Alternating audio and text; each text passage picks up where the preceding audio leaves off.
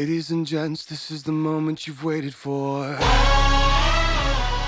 When the film first came out, I think everyone was sort of waiting with bated breath as to see how it would go. It wasn't until the beginning of that new year where things started to sort of take off a little bit. I think it took us both by surprise. You know, we're guys who come from more of a theater background, and so to have an album on the charts was something really unexpected and wild for us. Some of our favorite artists began to post about it on their social media accounts. All of a sudden, Pink posted something about loving the Greatest Showman soundtrack. And we were like, Pink is listening to the Greatest Showman soundtrack? Or Brendan Urie, you know, went on a radio show and started singing parts of the Greatest Show. Yeah. Light it up, we won't come down, and the sun can't stop us now. And the thing was, we didn't want to just sort of throw it together and say, like, let's grab it, famous people. Who's going to sell records? Who's going to do stuff? It was who has posted about the movie, who seems to have a connection to the music. And that's what I think we're all really proud of with the Reimagined album, and it came together like a really beautiful family.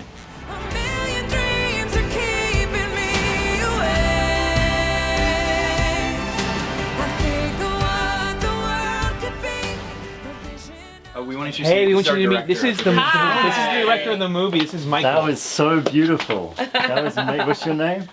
Willow. Willow? That was incredible. I love the way you sing that. I grew up listening to Annie soundtrack over and over and over again, and Les Mis and Phantom, and no one has done this for me, for my heart, since I was a little girl, and to have her finally have something like this. We haven't stopped listening, and I can't wait to see it again. It's so good. Dreams is all it's gonna take. Oh, a million dreams for the world we're gonna make. One particular track that I think is a really good pairing of story, like beats from the film, and artist is Sara Bareilles, and the way that she approached reimagining Tightrope is really in line, I think, with how we kind of conceived the song. Tightrope is just, it's so charming and it's so hopeful, and so it felt like a really good fit for me. It's a pleasure to get to kind of play with the music, and also when you have composers that are willing to let people kind of stretch and try new things on the material. To give that kind of freedom is really cool.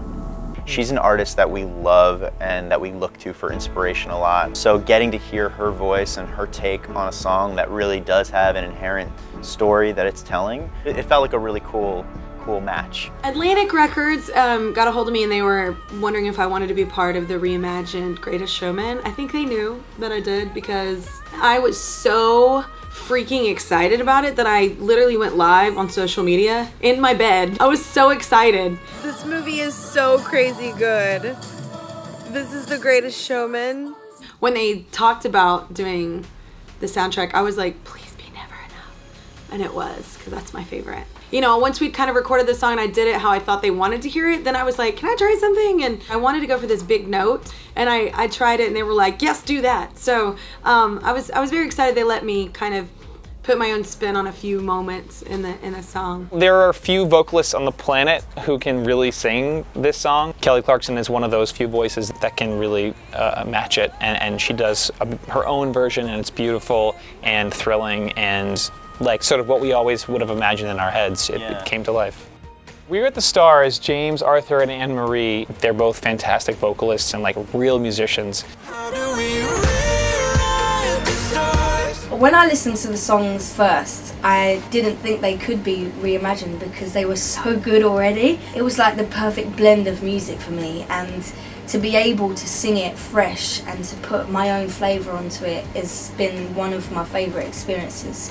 You know, I'm aware of the magnitude of this album, and it's an honour to be part of it, you know, to be considered good enough to sing on these great songs, and also to sing alongside one of my favourite singers in Anne Marie. We are so struck by how the film and the music has resonated with UK audiences and European audiences and Asian audiences. Yeah, globally. And really globally. I think, you know, the message of it and the whole feel of the song is really important, and I think obviously the record's done so incredibly well, and so it's a lot of pressure to like go in and I guess impress people again.